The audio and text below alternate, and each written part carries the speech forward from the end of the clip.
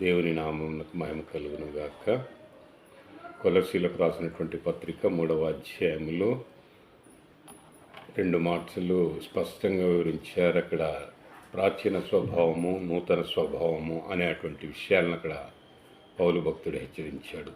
ప్రాచీన స్వభావములో ఉన్నటువంటి ఆ యొక్క గుణలక్షణాలు ఏంటి అంటే శరీర క్రియలు, శరీరము ఆస్వాదిస్తున్నటువంటి క్రియలు, అపవిత్రత, కాముతరత, దురాశ, విగ్రహారాధన, ధనాపేక్ష, వీటన్నిటిని కూడా మీరు శరీరంలో చంపివేయండి. వీటన్నిటి నుండి మీరు బయటికి రండి. మీ శరీరంలో ఉన్నటువంటి అత్యాశ అనేటువంటి ఒక శరీర క్రియను కూడా చంపివేసినప్పుడే నూతన స్వభావంలోనికి రాగలుగుతారని పౌలు భక్తుడు స్పష్టంగా చెప్పాడు. నూతన స్వభావంలోనికి వచ్చినప్పుడు నూతన ధన్యత, నూతన ఘనత, నూతన ఆధిక్యత కూడా మనము పొందుకుంటాము. నూతన ధన్యతలో ఏముంది? దేవుని యొక్క ప్రేమ, దేవుని యొక్క విశ్వాసము, దయాళుత్వము,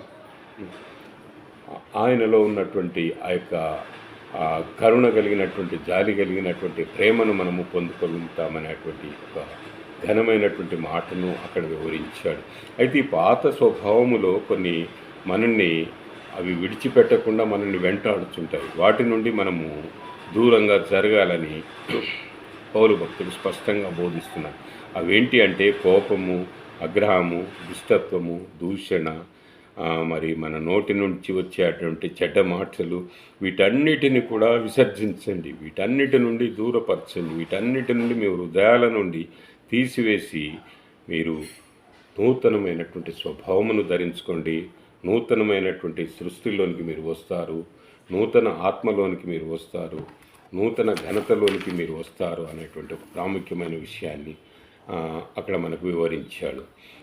ఎలాగంటే నూతన స్వభావములోనికి వచ్చినప్పుడు, ప్రాచీన స్వభావమును మనం విడిచినప్పుడు, ఆత్మ స్వభావములోను, క్రీస్తు స్వభావములోను, క్రీస్తు సారూప్యములోను మనము స్థిరంగా నిలబడతామనేటువంటి, క్రీస్తు ఆత్మలో మనము నిలబడతాము. కాబట్టి అలాంటి ఘనమైనటువంటి ఒక మంచి వర్తమానమును అపోస్తుడైనటువంటి పౌలు భక్తుడు కొలస్సీలకు రాసినటువంటి పత్రిక 3వ అధ్యాయంలో స్పష్టంగా మనకు తెలియజేశాడు.